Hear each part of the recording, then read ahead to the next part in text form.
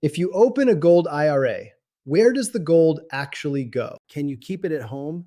Does it sit in your name inside a private vault?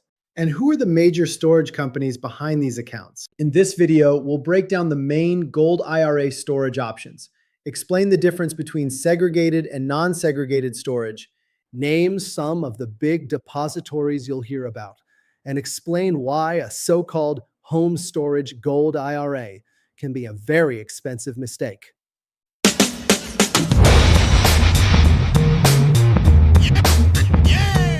Let's start with the most important point.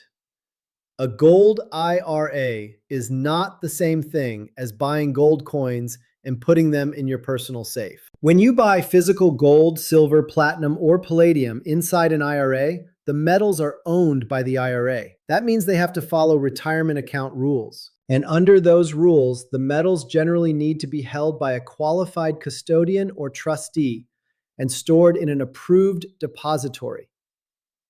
So the basic structure looks like this. You have the IRA custodian, who handles the account paperwork, reporting, and retirement account administration. You have the precious metals dealer, who helps you buy the IRA-eligible metals. And then you have the depository, which is the secure storage facility where the metals are actually held. Before we go deeper, if you're researching gold IRAs and want a simple breakdown of how they work, what to watch out for, and what questions to ask before opening an account, grab our free Gold IRA guide. You can scan the QR code on screen or use the link in the description. Now let's talk storage. The first major option you'll usually hear about is segregated storage. With segregated storage, your IRA metals are stored separately from other customers' metals. In simple terms, the specific coins or bars purchased for your account are set aside and identified as belonging to your IRA. So if your IRA buys certain gold bars or coins, the idea is that those exact metals remain separate in storage. The advantage is clear: more separation, more identification, and often more peace of mind. The downside is cost. Segregated storage typically costs more because it requires more handling, more vault space, and more individual tracking. The second option is often called non-segregated storage, commingled storage, or allocated storage, depending on the provider. This does not mean your metals are just thrown into a random pile with no accounting. It means your IRA still owns a specific quantity and type of metal, but the physical coins or bars may be stored alongside similar metals owned by other accounts. For example, your IRA may own 10 1-ounce gold coins, but those coins may be stored in a shared vault section with the same type of coins owned by other retirement accounts. The advantage is that non-segregated storage is usually less expensive.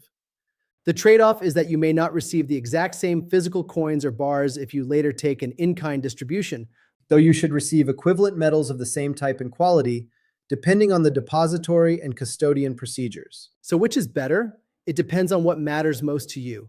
If you want the lowest annual storage cost, non-segregated storage may be enough. If you want your specific metals separately identified, segregated storage may be worth the extra cost. But either way, the key point is this: the metals need to be stored through the IRA structure, not personally stored by you. Now, who actually stores the metals? There are several major depositories and vaulting companies used in the Gold IRA industry. One of the best-known names is Delaware Depository. It's commonly used by IRA custodians and precious metals companies, and it has facilities in Delaware and Nevada. Another major name is International Depository Services, often called IDS. IDS operates precious metals depositories in North America and serves IRA custodians, institutions, dealers, and individual account holders. You'll also hear about Brink's, which is one of the most recognizable names in secure logistics and vault storage. Brink's is known globally for secure transportation, armored services, and precious metals storage. Other names may come up too, including regional depositories or state-linked options, depending on the custodian and provider you work with. But here's something important. You usually do not pick a random vault on your own and ship the metals there. Your gold dealer will typically have a list of approved storage partners, and you choose from the available options during the account setup process. That brings us to one of the biggest warnings in the Gold IRA space. Be extremely careful with anyone promoting a home storage gold IRA. The pitch usually sounds something like this. Set up an LLC, have your IRA own the LLC, and then store the gold at home in your own safe. That might sound appealing. After all, people like the idea of having direct access to their gold. But for an IRA, that is exactly where the problem begins. An IRA is supposed to be a retirement account with special tax treatment. If you personally take possession of the metals, the IRS may view that as a distribution. And if that happens before you're eligible, you could potentially face taxes, penalties, and the loss of the IRA's tax advantage status. This is why home storage gold IRA promotions are such a red flag.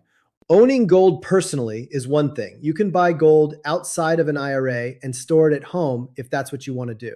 But metals in an IRA are different. The account owns the metals, and the storage has to follow IRA rules. So if a company is making home storage sound simple, easy, or risk-free, slow down. Ask questions. Get a second opinion from a qualified tax professional. And make sure you understand the potential consequences before doing anything that could put your retirement account at risk. Now, let's talk about fees. Gold IRA storage is not usually free. You may see an annual custodian fee, an annual storage fee, and sometimes different pricing depending on whether you choose segregated or non-segregated storage. Some companies run promotions where they cover storage fees for a certain number of years. That can be helpful, but don't stop there. Ask what the fees are after the promotion ends. Ask whether the storage fee is flat or based on the value of the metals. Ask whether insurance is included. Ask whether the metals are stored domestically. Ask if you can choose the depository, and ask whether you'll receive statements showing what your IRA owns and where it is stored. A good Gold IRA company should be able to explain this clearly. They should not dodge basic questions about storage, custody, insurance, or fees. Here are a few questions to ask before you open an account. Where will my metals be stored? Is the storage segregated or non-segregated? What is the annual storage fee? Is insurance included in that fee? Which custodian will hold the IRA? Which depositories can I choose from? Can I take an in-kind distribution later if I want the physical metals delivered to me after retirement age? And what happens if I want to sell the metals back or transfer the IRA to another custodian? Those questions can tell you a lot about the company you're dealing with. The bottom line is this. Gold IRA storage is one of the main differences between owning gold personally and owning gold inside a retirement account. If you buy gold outside an IRA, you decide where to keep it. But if you buy gold inside an IRA, the metals generally need to be held through a qualified custodian and stored in an approved depository. The most common storage choices are segregated and non-segregated storage. Big names in the space include Delaware Depository, IDS, and Brinks. And while storage adds cost and complexity, it is also part of what keeps the account structured properly. Just don't confuse a gold IRA with a home safe. A home safe may be fine for personally owned metals, but for IRA-owned metals, home storage can create serious tax problems. So before opening a gold IRA, understand where the metals go, who holds them, what you're paying, and what rules apply. And again, if you want help understanding the basics, you can download our free Gold IRA guide by scanning the QR code or using the link in the description. Nothing in this video is financial, tax, or legal advice. Gold IRAs can be complex, fees can vary, and precious metals are not right for everyone. Consider speaking with a qualified financial or tax professional before making decisions with your retirement savings. Thanks for watching. If you found this helpful, like the video, subscribe, and check out the next video on screen for more plain English retirement and precious metals education.